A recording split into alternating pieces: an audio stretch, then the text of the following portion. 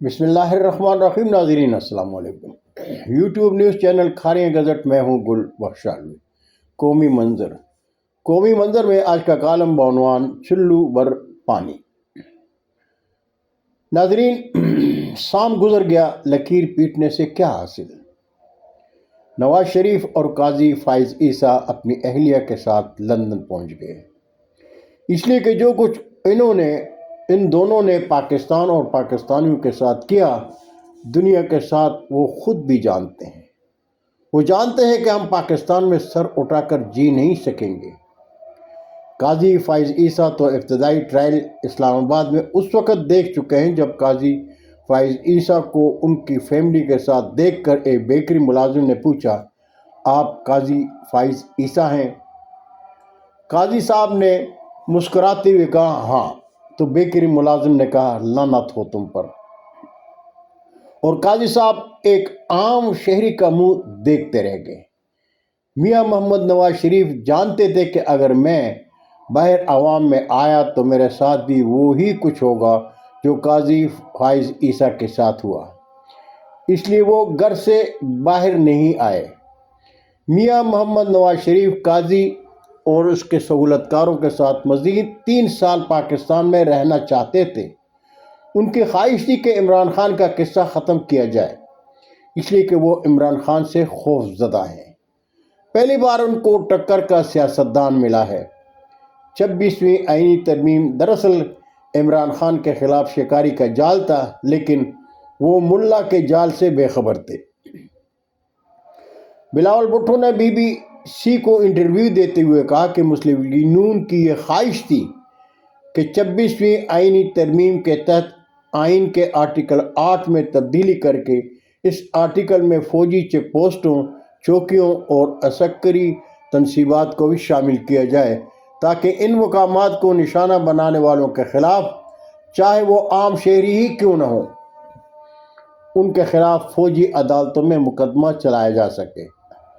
بلاول بھٹو زرداری کا کہنا تھا کہ 26ویں آئینی ترمیم میں جس چیز کو سب سے زیادہ سیاسی رنگ دیا گیا اور اس کی بنیاد پر پورے عمل کو متنازع بنانے کی کوشش کی، وہ فوجی عدالتوں کا معاملہ تھا۔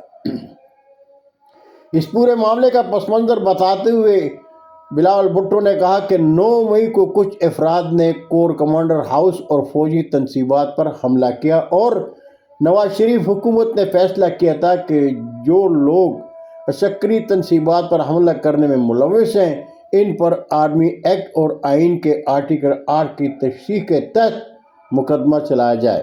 لیکن بلاول بھٹو زرداری اور مولانا فضل الرحمان نے تحریک انصاف کو اعتماد میں لیا، جس کی وجہ سے میاں صاحب کا خواب ادھورا رہ گیا، اور مولانا صاحب نے پارلیمنٹ ہاؤس میں بلاول بھٹو زرداری سے ہنستے ہوئے کہا کہ ہم نے کالے سام کا سر کچل کر اس کا زہر نکال دیا۔ میاں محمد نواز شریف وزیر اعظم بننے برطانیہ سے پاکستان آئے تھے، لیکن وزیر اعظم نہ بن سکے، اس خوف سے کہ کہیں پکڑے نہ جائیں۔ انتہائی عجلت میں قاضی فائز عیسیٰ سے پہلے براستہ دبئی برطانیہ بھاگ گئے۔ دبئی ایئرپورٹ پر عوام نے گھیر لیا اور چور آیا کے پرتپاک نعروں سے ان کا توہین آمیز استقبال کیا۔ دبئی سے برطانیہ پہنچنے پر چور آیا کے نعروں میں استقبال دنیا سوشل میڈیا پر دیکھ رہی ہے، لیکن شرم تو ان کو آتی ہے جن کی آنکھوں میں شرم و حیا کا پانی ہو۔ ناظرین، میاں محمد نواز شریف کے جاتے ہی قاضی فائز عیسیٰ بھی ترکش ایئر لائن میں سرینا عیسیٰ کے ساتھ پاکستان سے فرار ہو کر استنبول جا پہنچے۔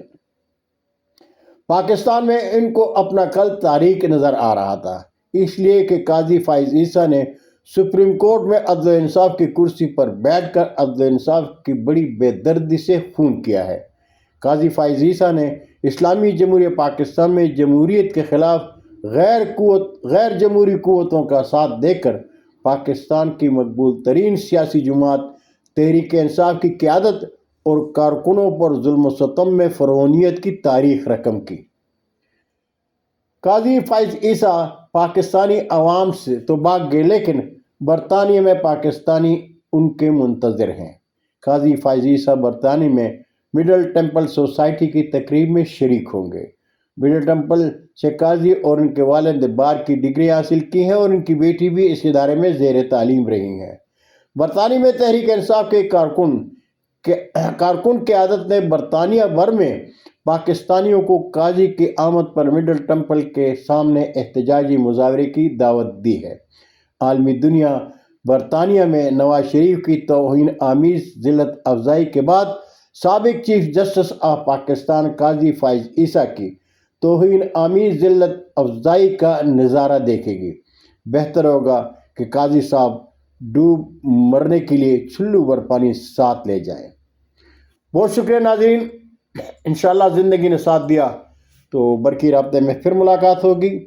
جاتے جاتے ایک بار پھر درخواست کروں گا کہ میرے چینل کو سبسکرائب کریں، دوستوں کے ساتھ شیئر کریں اور چینل کی گھنٹی ضرور بجائیں۔ اجازت چاہوں گا۔ اللہ ہم سب کے پاکستان کا حامی و ناصر ہو۔ پاکستان زندہ باد۔